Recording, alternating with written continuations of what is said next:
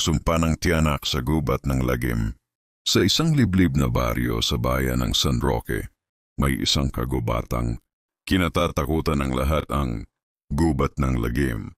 Sabi ng matatanda, may isang nilalang na naninirahan doon, isang tiyanak na naghihintay ng mga biktima. Sa tuwing sasapit ang dilim, maririnig ang iyak ng isang sanggol mula sa loob ng kagubatan, parang musika ng kamatayan para sa mga naliligaw. Ang simula ng sumpa. Noong unang panahon, may isang dalagang nagngangalang Aling Rosa. Maganda siya at mabait, ngunit siya ay nabuntis ng hindi kasal, isang bagay na itinuturing na malaking kahihiyan noon. Sa takot at pagkalito, dinala niya ang kanyang bagong silang na sanggol sa kagubatan at iniwan ito roon. Ngunit ang hindi niya alam, ang sanggol ay isinilang sa ilalim ng isang masamang palad.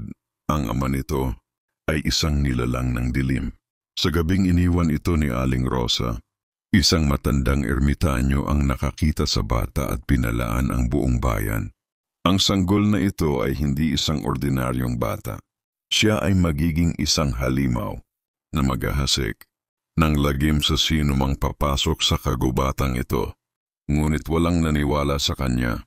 Ang unang pag-atake, lumipas ang mga taon at unti-unting kumalat ang balita tungkol sa isang nilalang na umaatake sa mga nawawalang tao sa kagubatan.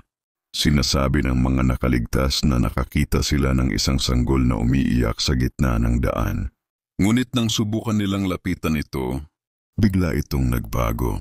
Mula sa isang inosenteng sanggol, naging isang maliit na halimaw na may matatalim na ngipin, pulang mata at mapuputol ngunit malalakas na kamay.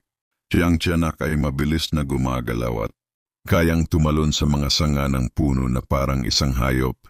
Hindi ito tinatabla ng bala at ang tanging paraan para makatakas dito ay ang tumakbo at huwag lumingon. Kahit marinig mo ang nakakatakot nitong halakhak. Dahil sa takot ng mga tao, wala nang nangahas pumasok sa gubat ng lagim. Ngunit isang araw, may isang binatang nagngangalang Daniel na hindi naniwala sa alamat. Ang laban sa dilim, si Daniel ay isang matapang na mangangaso.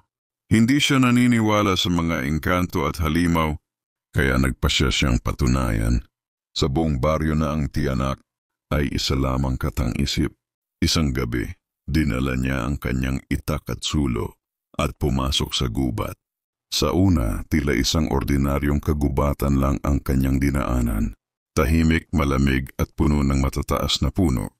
Ngunit habang palalim siya ng palalim, narinig niya ang isang iyak ng sanggol. "Huwag mong pansinin, bulong niya sa sarili. Ngunit ang iyak ay lalong lumakas at lumapit. Nang lingunin niya ang pinanggagalingan ng tunog, nakita niya ang isang maliit na sanggol na nakaupo sa lupa, nanginginig at umiiyak. Sa awa, yumuko siya upang damputin ito. Ngunit bago pa niya mahawakan ang bata, bigla itong tumawa, isang nakakakilabot at matinis na halakhak. Ang maliit na katawan ng sanggol ay lumaki. Ang balat nito'y naging kulay uling, at ang maliliit nitong kamay ay nagkaroon ng matutulis na kuko.